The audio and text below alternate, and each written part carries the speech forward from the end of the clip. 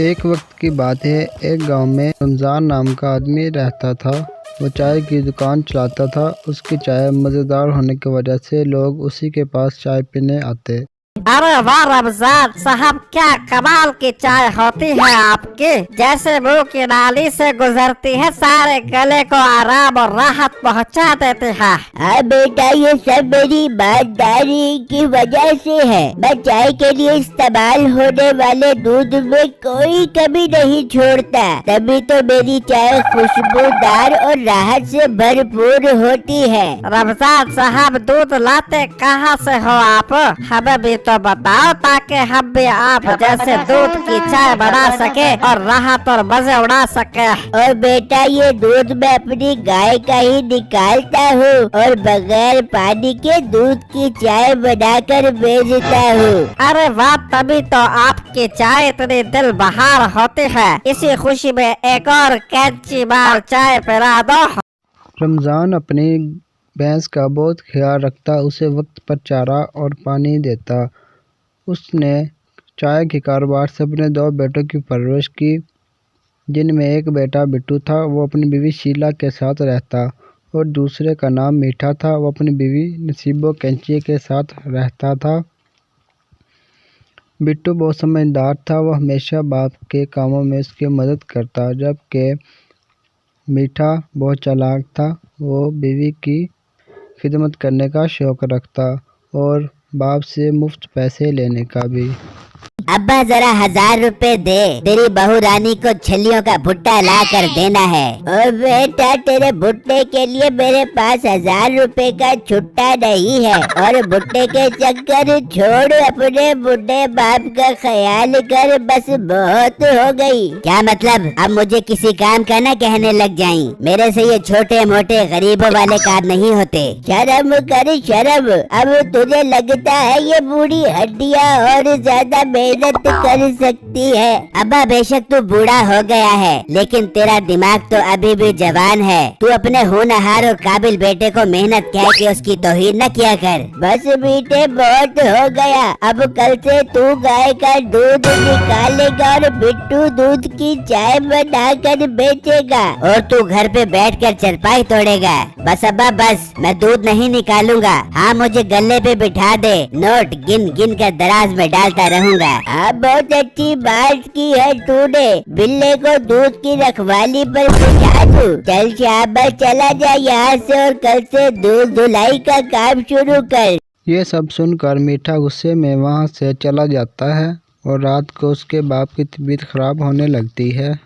बेगम, ये तो अब्बू की आवाज है। ये अब्बू को क्या हो गया है? जरा चलो अब्बू के पास चलते हैं। ओ मिठे, उठ जा, तेरे अब्बे की खांसी ने मेरी सारी नींद खराब कर दी है। ओ बेगम, तू मुझे उठाकर मेरी नींद क्यों खराब कर रही है? खांसने दे अब्बे को, चुप करके सो जा। उठ जा मिठे, ये ना हो कहीं तेरा अब्बा टपक ना जाए। उठ जा। क्या है, सारी नींद की ऐसी की तैसी कर दी। फिर वो सब अपने बाप के पास आते हैं।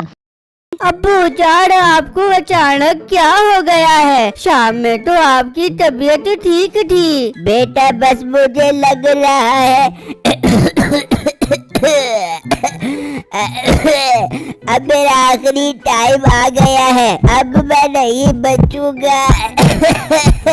अब्बू जान, ऐसी बातें मत करें। अब्बू जान, मरने से पहले आपकी कोई जायदाद है तो मुझे बता दें, ताकि मैं उसका ख्याल रख सकूं। मीठे भाई, ये आप इस टाइम कैसी बातें कर रहे हैं? ये टाइम बड़ा कोई ऐसी बातें करने का है। नहीं बिट्टू बेटा, मीठा ठीक कह रहा है। मेरे पास तो मेरी चाय की दुकान और गाय के अलावा और कुछ नहीं है। बस तुम दोनों मिल बांट कर जिंदगी गुजारना।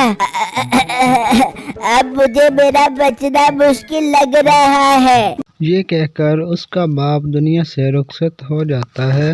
मिठे, सुसर मर गया। ओ मिठे, तेरा बाप मर गया, मर गया। अब्बू जान, आंखें खोले। अब्बू जान, मैं आपके बगैर कैसे रहूंगा? अब्बू जान, आपके जाने का बहुत दुख है मुझे, लेकिन जाने वाले को कौन रोक सकता है। फिर जब अगला दिन आता है देखो बिट्टू, अब अब्बू इस दुनिया में नहीं रहे और क्योंकि मैं बड़ा हूँ इसलिए चाय का होटल मैं संभालूंगा और घर की देखभाल करूंगा। तुम गाय का दूध निकाल कर होटल पर पहुँचाओगे। ठीक है मीठे भाई, मैं ऐसा ही करूँगा जैसे आप कहोगे। फिर अगले दिन से मीठा होटल संभालता है और उसका भाई गाय का दूध निकाल कर दुकान पर ले आता है। बिट्टू जरा टाइम पर दूध लेकर आया करो, ग्राहकों के आने का टाइम होने वाला है। अब ये सुस्ती नहीं चलेगी, जरा कल से ख्याल करना। और अब दूध रख कर चाय बनाना शुरू कर दो। मीठे भाई कि आप क्या कह रहे हो? मीठे भाई आप तो कह रहे थे कि चाय आप बनाओगे। अब अपने बड़े भाई के आगे जबान चलाएगा, जितना कह रहा हूँ उतना कर। ठीक है मीठे भाई, आपका हुक्म सड़ाको पड़। फिर बिट्टू चाय बनाने लगता है और ग्राहक भी चाय पीने आ जाते हैं। इसी तरह शाम हो जाती है और मीठा बैठा पैसे गिन रहा होता है तो एक आदमी वहाँ आता है। अरे वाह भाई, तुम्हारी दुकान तो बहुत अच्छी चलती है। अगर तुम मुझे ये दुकान बेच दो तो मैं तुम्हें बहुत अच्छे पैसे दूंगा। ओ हेलो, मैं तुझे अपने रोजी का ठिया बेच दूं। जा के अपना काम कर। ठीक है तुम्हारी मर्जी, मैं अब चलता हूँ।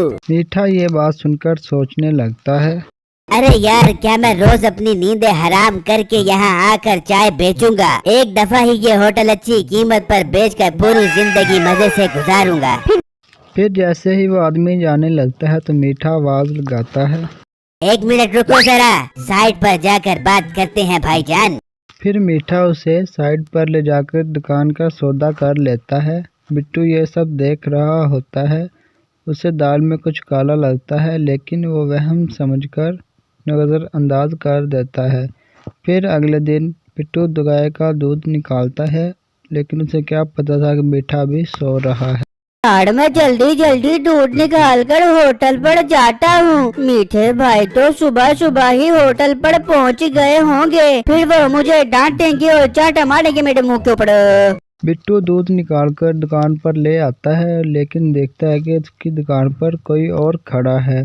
वो उससे पूछता है तो उसे बताता है कि मीठे ने उसे ये दुकान बेच दी है। बिट्टू गुस्से में घर आ जाता है। मीठे भाई आपने ठीक नहीं किया, वो होटल हम दोनों का था, आपने किसी और को बेच दिया है। हाँ, मुझे अच्छी कीमत मिल रही थी, मैंने बेच दिया। वैसे भी मैं बड़ा हूँ तो बड़ा हिस्सा मेरा है। होटल मेरे नाम और ये गाय तुम्हारे नाम। अपने बड़े बड़े गोबर करने वाली गाय अपने पास रखो, मैं अपना हिस्सा ले चुका हूँ। फिर बिट्टू उदास हो जाता है और दूध लेकर लोगों के घरों में बेच आता है। वो इसी तरह रोज दूध निकालता और उसे लोगों के घरों में बेचकर आता। इस काम में उसकी बीवी ने भी उसका बहुत साथ दिया। फिर उसने उन्हीं पैसों से और गायें खरीद ली और बाकी पैसों से अपने बाप की दुकान वापस ले ली।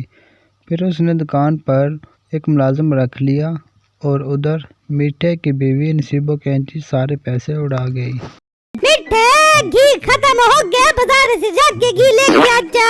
और मोटी नाक वाली औरत, तूने मेरा सारे होटल का पैसा खा गई है। अब घी कहाँ से लेके आऊँ? तेरे पेट पर जो चर्बी के बड़े बड़े पहाड़ हैं उसे काट के घी निकाल कर मुझे पराठा बना दे।